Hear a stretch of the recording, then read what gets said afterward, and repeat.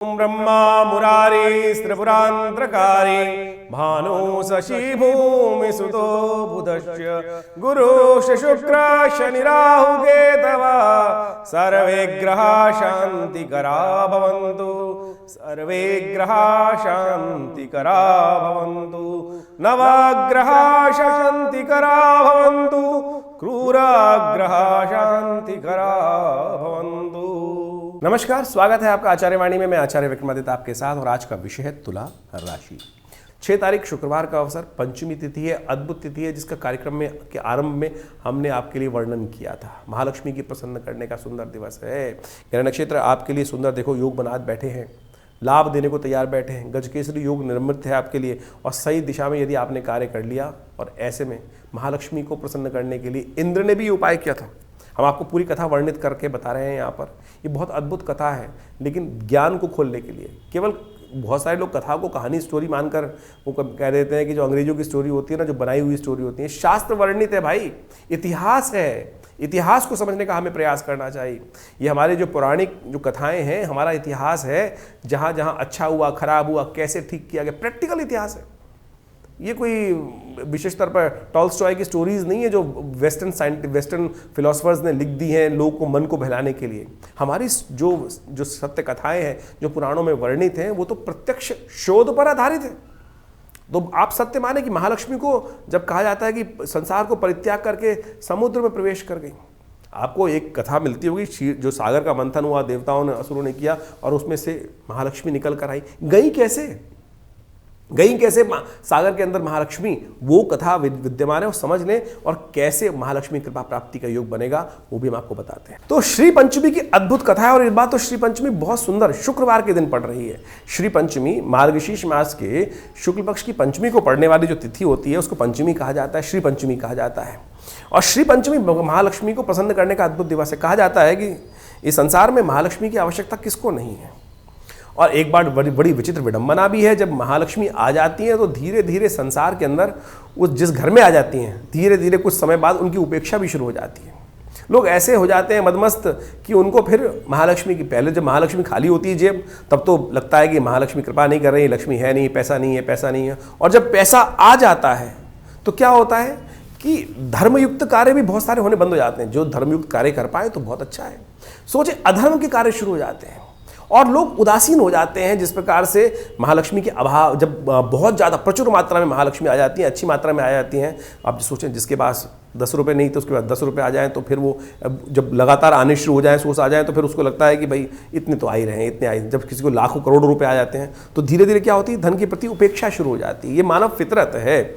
ऐसा ही हुआ भारतीय संस्कृति में, कथा विद्यमान है सनातन के अंदर, कि एक बार जब संसार में अंदर प्रचुर मात्रा में महालक्ष्मी संसार में अपनी कृपा बरसा रही थी, देवताओं पर, स्वर्ग में भी भगवती महालक्ष्मी का संसार में अद्भुत प्रभाव था।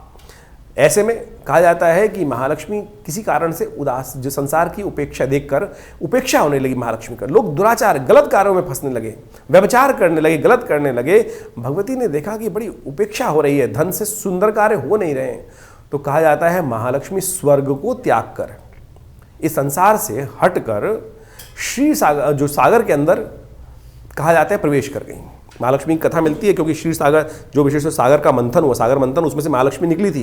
कैसे प्रवेश किया उन्होंने स्वयं प्रवेश किया। संसार से उदासीन होने के बाद, संसार से उदासीन हो गई कि बिल्कुल आज धन का इतना दुरुपयोग लोग कर रहे हैं।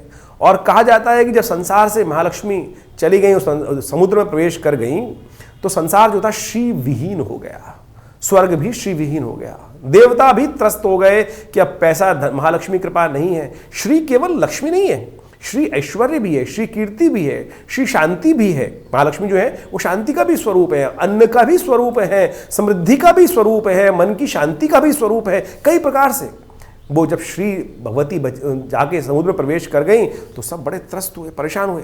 कहा जाता है कि ऐसे समय में विशेष तौर पर देवगुरु बृहस्पति जी ने वहाँ इंद्र को कहा कि आप महालक्ष्मी की आराधना करें। कहा जाता है कि इस तिथि से, जो मार्गशीर्ष मास के शुक्ल पक्ष की पंचमी से, श्री पंचमी के दिवस से संकल्पबद्ध होकर उन्होंने भगवती का सुंदर आराधना करने का कार्य आरंभ किया। और भगवती के सुंदर आराधना के लिए उनके महालक्ष्मी के जो मंत्र हैं शास्त्र में जो अद्भुत रूप से विद्यमान है। एक मंत्र आपको बताता हूं जो देवताओं के द्वारा ही कहा गया है, उनकी स्तुति के अंदर जो देवी सूक्त के अंदर पाठ आता है, या देवी सर्वभूतेषु लक्ष्मी रूपेण संस्था नमस्तस्यै नमस्तस्यै नमस्तस्यै नमो नमः। ये महालक्ष्मी का जो मंत्र है ये देवताओं ने कहा है। देवी विशेष तौर पर दुर्गा सप्तशती यदि आप पढ़ेंगे तो उसके अंदर पंचम अध्याय में देवताओं के द्वारा जब भगवती की स्तुति की गई है तो उसके अंदर ये मंत्र आया है, या देवी सर्वभूतेषु लक्ष्मी रूपेण संस्थिता नमस्तस्यै नमस्तस्यै नमस्तस्यै नमो नमः। और जब देवताओं ने महाराज इंद्र ने स्वयं प्रार्थना करी तो कहा जाता है कि बसंत पंचमी के दिन भी श्री पंचमी पड़ती है, उस दिन महालक्ष्मी की कृपा का सुंदर योग बना। और उस दिन कई शास्त्रों में ऐसा भी विद्यमान है कि जयंती के रूप में भी श्री पंचमी, लोग बसंत पंचमी को केवल सरस्वती पूजा करके ही निपटा लेते हैं, श्री पंचमी भी है उस दिन। और शास्त्र के अंदर कई कथाओं में विद्यमान है कि महालक्ष्मी का प्राकट्य समुद्र मंथन से जब हुआ वर्षों बाद, तब उसी दिन भगवती ने इस संसार में पुनः आकर महालक्ष्मी का जो सुख था लोगों को प्राप्त होना योग बना। इंद्र भी उसी यज्ञ के प्रताप से, उसी मंत्र के प्रताप से। हमने देखा कि ऐसे में महालक्ष्मी को प्रसन्न करने के लिए ये मंत्र तो हमने बताया है, तो आप अवश्य करने का प्रयास करें। भगवती का एक मंत्र है, सर्वा बाधा विनिर्मुक्तो धनधान्य सुधान्विता मनुष्यो मत प्रसादेन भविष्यति न संशय। ये दुर्गा सप्तशती का स्वयं मंत्र है। भगवती स्वयं कह रही है इसके अंदर कि इस मंत्र का जो जप करते हैं, जो मेरा आराधना करते हैं, उनके जीवन में सुख समृद्धि संतान सब प्रकार के धन धान्य का ऐश्वर्य का प्राप्ति निश्चित हो जाती है, इसमें कोई संशय नहीं है। ये स्वयं भगवती के 12वें अध्याय में मुख से कहा गया मंत्र है। हमने ऐसा देखा कि विभिन्न प्रकार की समस्याओं को दूर करने के लिए श्री सूक्त के मंत्र हैं। और यदि आप इस शुभ योग से महालक्ष्मी के इस जो हमने बताया श्री पंचमी का योग जो है, इससे भगवती महालक्ष्मी की आराधना के समय श्री सूक्त का पाठ करते हैं तो अद्भुत मानिए, सत्य मानिए कि भगवती महालक्ष्मी कृपा प्राप्ति के अद्भुत योग बन जाएंगे। या तो घी से, चंदन चूरे से, या खास तौर पर विभिन्न सामग्रियों से जो भगवती महालक्ष्मी की सामग्री मखाने इत्यादि से, कमल के पुष्पों से, कमल गट्टों से, इन सब सामग्रियों का निर्माण कर गूगल इत्यादि को मिलाकर अष्टगंध इत्यादि अगर तगर नागर मोथा बाल छड़छाड़ छबीला इत्यादि सामग्री से युक्त सामग्री से विशेष तौर पर भगवती महालक्ष्मी का यदि यज्ञ किया जाए, जो हमारे यहाँ आरंभ कर रहे हैं हम पूरी तरह से इसी दिन से बड़े अनुष्ठान के रूप में, आप भी इसमें सम्मिलित हो सकते हैं। उसमें श्री सूक्त का विशेष पाठ रहेगा जो महालक्ष्मी की अद्भुत प्रार्थना है, जो महर्षि भृगु के द्वारा बनाए गए हैं। वो मंत्र इस प्रकार से हैं, मैं कुछ मंत्र आपको सुनाता हूँ। ओम हिरण्यवर्णाम हरणीम सुवर्ण रजत्स्रजाम चंद्राम हिरण्यमयीं लक्ष्मीं जातवेदो मावह ताम आव जातवेदो लक्ष्मी मनभगामिनीं यस्यां हिरण्यं विन्देयं गामश्वं पुरुषानहम् अश्वपूर्वां रतमध्याम् अस्तिनाद प्रमोदनीं शं देवीं उपवै श्रीमादेवी युगदाम। ये अद्भुत मंत्र है। महालक्ष्मी के 16 मंत्रों में से 3 मंत्र मैंने आपके समक्ष यहाँ उपस्थित किए हमने। तो आप यदि इन मंत्रों का नित्य प्रति स्तवन करते हुए यदि यज्ञ भगवती का इस दिन से आरंभ करेंगे, सुंदर षोडशोपचार पूजन करेंगे, तो कहा जाता है महालक्ष्मी कृपा अद्भुत होती है। देवराज इंद्र ने स्वयं करी, शास्त्र प्रमाणित है इसका। तो इसमें तो हमारे देवता भी, ये नहीं है कि देवता कि हमेशा एक ही चीज़ में चलेंगे, यदि वो गलत करेंगे तो वो भी कष्ट में फंसे हैं और उनसे उनके निवृत्ति के मार्ग भी जिस प्रकार से बने हैं, तो हम भी मनुष्य हैं, उनका अनुसरण करते हैं। तो जीवन में कष्ट है तो उस निवृत्ति का रास्ता ये बताया गया शास्त्र में।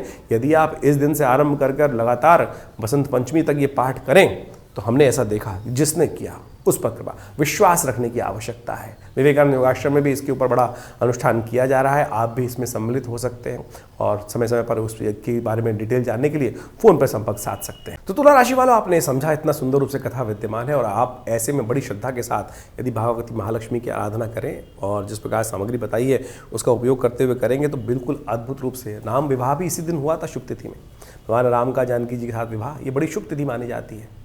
और पुराणों में तो इत्यादि बड़ी वैदिक ज्योतिष यही है कि हम कथाओं को प्रैक्टिकल रूप में समझने का प्रयास करें। आज की तारीख में लोग बैठे हैं, कोई शुक्र की कृपा प्राप्त करना चाहते हैं, शुक्रवार के दिन सुंदर योग बन रहा है।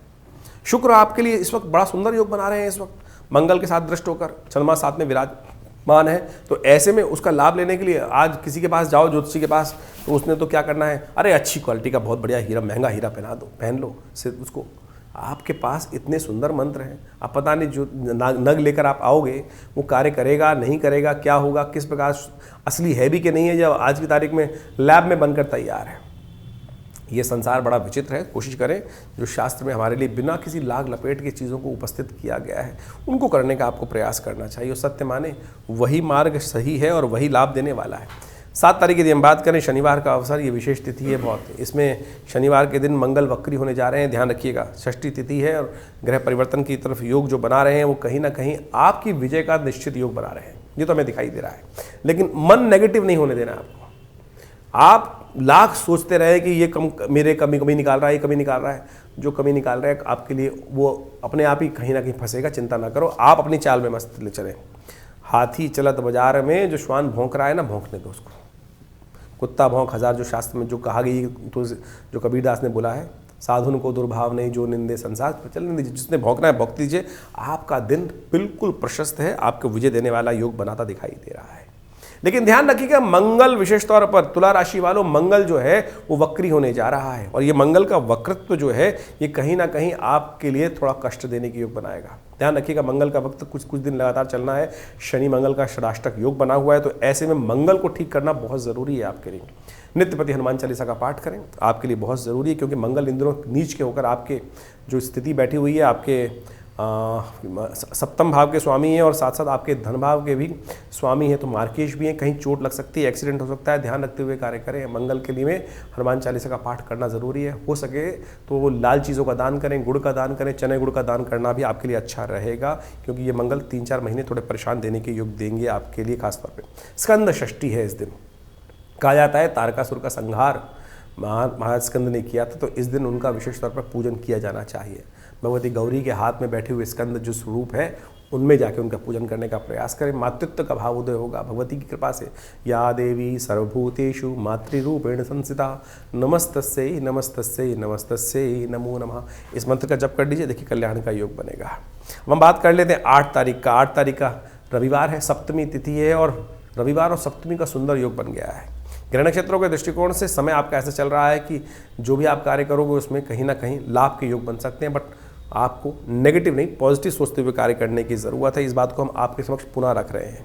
लेकिन भद्रा है इस दिन सुबह 7 बजे से लेकर, और इस दिन भद्रा सप्तमी भी विशेष तौर पर जो बन रहा है योग, विशेष तौर पर भद्रा सप्तमी का योग भी बन रहा है, भद्रा सप्तमी का। तो ऐसे में ध्यान रखना पड़ेगा कि विशेष तौर पर भगवान सूर्य की उपासना अवश्य करें। सूर्य आपकी राशि के दृष्टिकोण से इन दिनों जहाँ चल रहे हैं वो आपकी किस्मत को जगाने के लिए बैठे हैं, तो इसलिए सूर्य को अवश्य प्रसन्न करने का प्रयास करें। नेगेटिव भाव मन से त्यागने का प्रयास करें और जीवन साथी को प्रसन्न रखने का प्रयास करें। सबसे श्रेष्ठ आपके लिए यही रहेगा।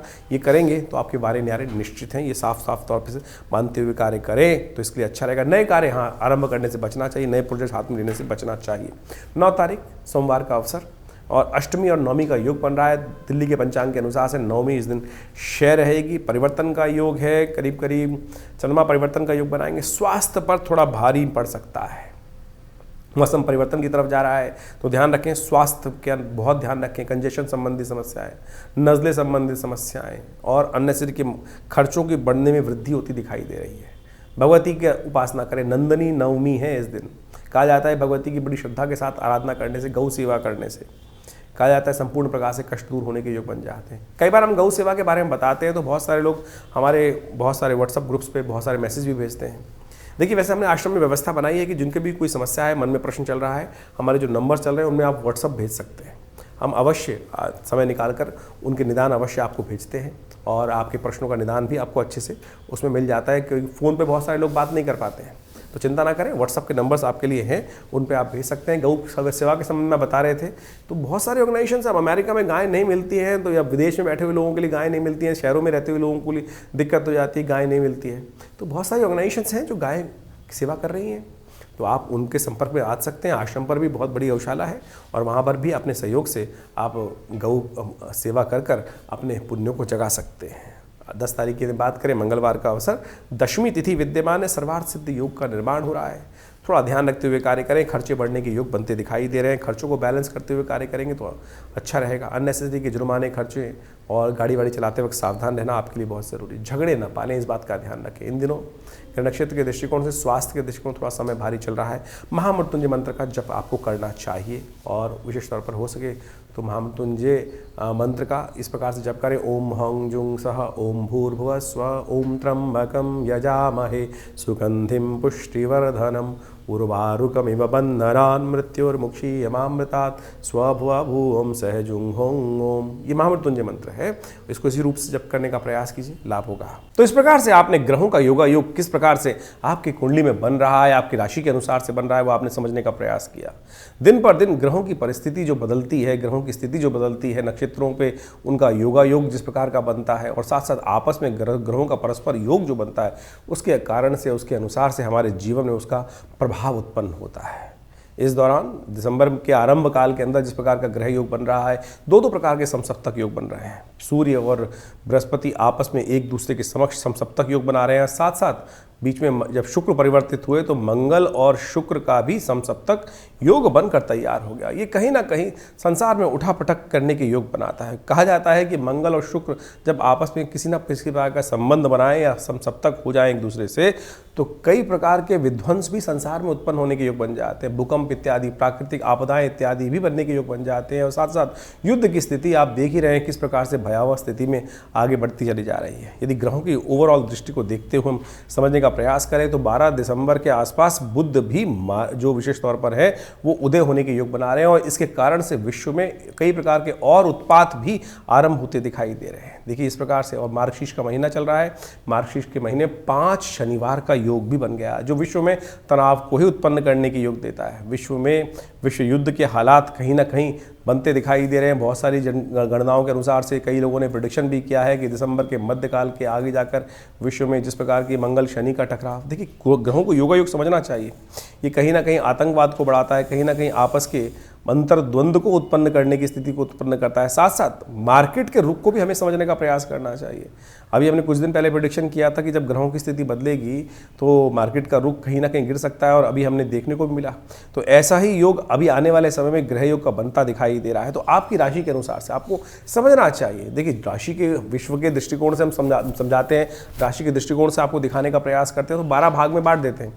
लेकिन अच्छा यह है कि पूरी तरह से ग्रहों को विवेचना के साथ समझने का प्रयास किया जाए, और ग्रह दृष्टिकोण से बहुत सारे अद्भुत योग भी बनते रहते हैं। ऐसा नहीं है कि विश्व में जब ग्रह स्थिति खराब चल रही हो तो सबका ही नुकसान होगा या सबका ही कहीं ना कहीं लाभ की अच्छे योग बनेंगे, सबके लाभ के योग बन जाएंगे। वो सारी परिस्थिति बनती है व्यक्ति कहाँ कौन से कर्म किस प्रकार से करके आया है। अवश्य में वो भोक्तव्यम कृतम कर्म शुभाशुभम, जो शास्त्र में सूत्र समझाया गया है उसको हमें समझना चाहिए। इस दौरान कई प्रकार के सुंदर योग बनते हैं और उन सबको लाभ लेने के लिए हमें पुण्यों को बढ़ाने का प्रयास करना चाहिए। जितने बढ़िया हमारे जीवन में पुण्य होंगे ना, उतने ज़्यादा जीवन में आगे बढ़ने के योग बन जाएंगे। और कष्ट का समय आएगा तो वो पुण्य कहीं ना कहीं हमारी रक्षा करने, कहीं पुरानी कहावत है, दिया लिया काम आ जाता है, पुण्य किया हुआ कहीं ना कहीं काम आ जाता है। जब विकट स्थिति उत्पन्न होती है तो बहुत सारे लोग कष्ट में फंस जाते हैं, लेकिन कुछ लोग उनसे बाहर निकल के आ जाते हैं। कारण है केवल पुण्य। इसलिए यथासंभव जितना हो सके हमें अपने भी मनोमस्तिष्क से शुभ की तरफ, पुण्य कार्य कर्म की तरफ अपने आप को लगाने का प्रयास करना चाहिए। अब एक बात समझें, आपकी जीवन में कैसे समझें कि पुण्य है। एक आपको ऐसा टैंक तो है नहीं जैसे गाड़ी के अंदर मीटर लगा होता है कि फ्यूल कितना है आपकी गाड़ी के अंदर। तो यदि हम जीवन में कैसे समझें कि हमारे पुण्य बढ़ रहे हैं या कष्ट या कहीं ना कहीं पुण्यों का अकाउंट कम हो रहा है। जब जीवन में जो आनंद है, सुख है, वो कहीं ना कहीं कम होने लगे, तब समझ लेना चाहिए कि कहीं ना कहीं पुण्यों का अकाउंट कम होता चला जा रहा है।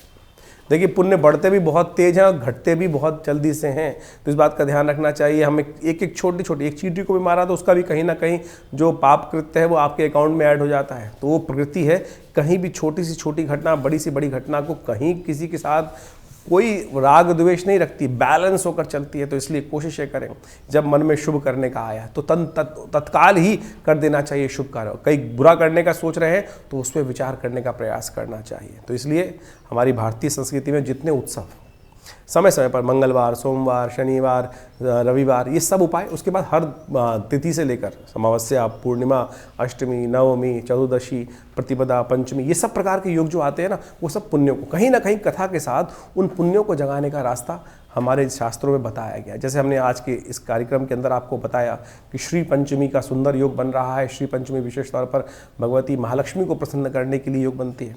कहा जाता है कि देवताओं की, जैसे कथा आपने सुनी कि देवताओं के जीवन में भी कष्ट आ गया, भगवती महालक्ष्मी उनको त्याग कर समुद्र में प्रवेश कर गई।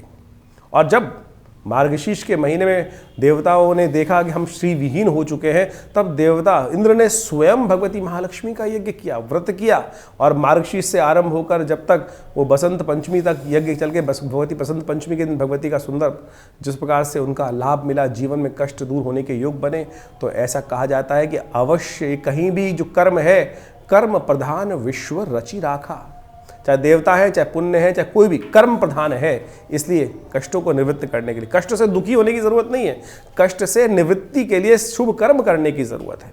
चाहे वो प्रैक्टिकल कर लीजिए, जैसे आप मेहनत करते हैं, या वो परमात्मा की आराधना कर लीजिए, मंत्र जप कर लीजिए, या विभिन्न उपाय जो लोग अंगूठी पहनते हैं, कई प्रकार की और चीज़ भी बताते हैं, वो सब कहीं ना कहीं उपाय हैं, लेकिन सत्य होना चाहिए, सही रूप में होना चाहिए।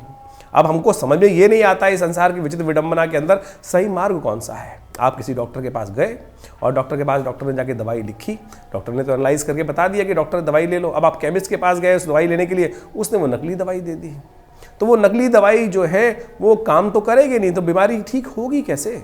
तो यही समस्या है। अगर आप नग पहन लेते हैं और नग पता नहीं सत्य है कि नहीं है, तो इसलिए हम कोशिश करते हैं कि आप स्वयं मंत्र जप करके छोटे छोटे उपाय जो हम इस कार्यक्रम के माध्यम से, वैदिक ज्योतिष क्या है इसको समझना पड़ेगा। ज्योतिष की कई शास्त्र शाखा है, हम टोटकों में फंस गए, आजकल छोटे छोटे टोटकों में लग जाते हैं। कोई कुछ, आज की सोशल मीडिया का ज़माना है, सबके सब महाविद्वान बुद्धिजीवी इकट्ठे हो गए हैं और आपके सोशल मीडिया पे बैठकर ऐसी ऐसी भ्रांतियां लोगों के मनोमस्तिष्क में उत्पन्न कर देते हैं। अभी कुछ दिन पहले एक आरती के संबंध में ऐसी भ्रांति उत्पन्न करने का प्रयास किया कि देवताओं की जो हम आरती करते हैं, महालक्ष्मी की आरती नहीं करनी चाहिए। अरे भैया, आरती आरंभ है पूजा का, आरती स्वागत है महालक्ष्मी का।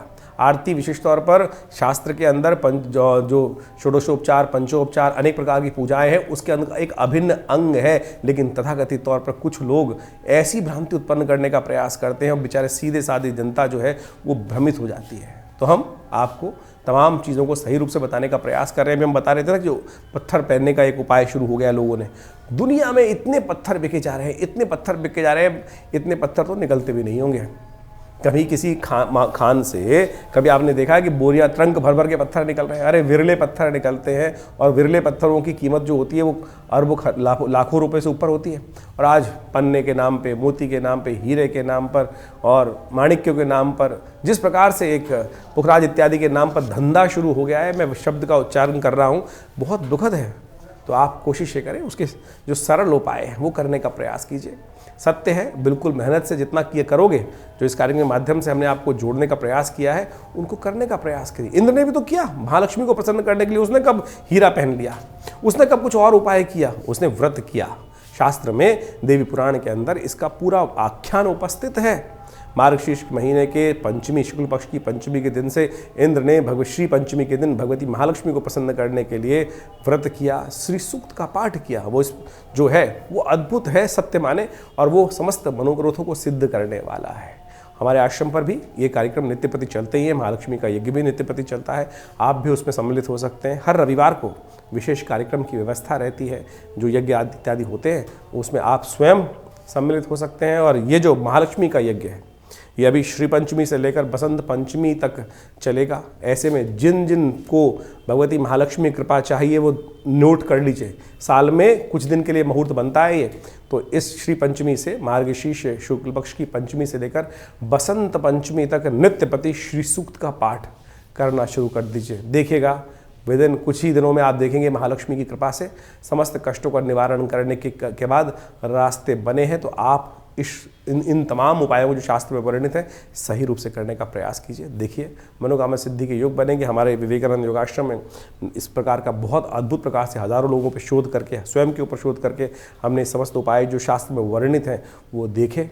कृपा होती है, कष्ट दूर होते हैं, तो इन सबको करने का आप प्रयास करना चाहिए। जो भी आपके मन में प्रश्न चल रहे हो चिंता ना करें, हमने इस कार्यक्रम के माध्यम से बहुत सारी व्यवस्थाएं करी हैं। वैसे तो रविवार को हम स्वयं मिलते हैं विवेकानंद योगाश्रम दिल्ली में, खुद जमुना पार में जो आश्रम है विवेकानंद योगाश्रम में, यज्ञ के बाद हम बैठते हैं वहीं पर। आप जो भी प्रश्न करेंगे उनके निदान अवश्य, जो मानसिक मन में जो प्रश्न चल रहे हैं उनको निदान आप बिल्कुल निःशुल्क प्राप्त कर सकते हैं, बिल्कुल निःशुल्क। रविवार के दिन एक व्यवस्था है, लेकिन उसके बाद यदि चाहते हैं तो फिर अपॉइंटमेंट्स होती हैं, वो अपॉइंटमेंट लेकर आप मिल सकते हैं। एक और भ्रांति लोगों में चल रही है, बहुत सारे लोगों को हमारे पास कई बार फ़ोन आता है कि किसी व्यक्ति से उनकी बात हुई और उसने मेरे नाम से, हमारे नाम से आपसे बात करने का प्रयास किया, या किसी प्रकार का कोई शुल्क, हमारी अपॉइंटमेंट फ़ीस जरूर होती है, वो आप अपॉइंटमेंट फ़ीस हमारे जो नंबर्स आपके सामने स्क्रीन पे चल रहे हैं उन्हीं पर बात करके ले सकते हैं। लेकिन इसके अलावा यदि कोई हमसे हमारे नाम से आपसे बात कर रहा है तो हम उसकी जिम्मेदारी नहीं ले सकते हैं। तो इसलिए इतना आपको ध्यान रखना पड़ेगा। बहुत सारे लोग आज समाज में हैं जो कई प्रकार से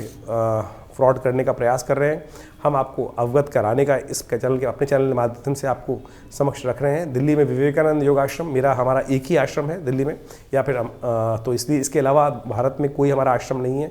बहुत सारे लोग हमारे अलग अलग नाम से कई बार हमारे को सपना आते हैं मैसेजेस कि हमने यहाँ पर वहाँ पर कई प्रकार की जगहों पे, लेकिन हमारा कहीं कोई और आश्रम नहीं है। दिल्ली में ही विवेकानंद योग आश्रम है जमुना पार में। आप किसी भी समस्या का निदान चाहें तो आश्रम पर आकर स्वयं मिल सकते हैं। और हमारे आश्रम की तरफ से कोई शुल्क किसी प्रकार का, हाँ कंसल्टेंसी शुल्क जरूर होता है, क्योंकि जन्मपत्री इत्यादि जो दिखनी है उसका शुल्क आश्रम की तरफ से रखा गया है। वो आप इन फ़ोन नंबर्स पे मांग कर आप व्यवस्था समझ सकते हैं। और सादर विभिन्न कार्यक्रमों में आश्रम में आप आमंत्रित हैं। आइए विवेकानंद योगाश्रम में यज्ञ में भाग लें, माँ भगवती का सुंदर दर्शन करें। एक बहुत बड़ा हॉस्पिटल है योग प्राकृतिक चिकित्सा आयुर्वेद का जो हम चलाते हैं। 100 बेड का हॉस्पिटल है। बहुत सारे लोग आके उसमें अद्भुत प्रकार से स्वास्थ्य का लाभ भी ले रहे हैं। आप भी जुड़ सकते हैं हमारे साथ। धन्यवाद, नमस्कार।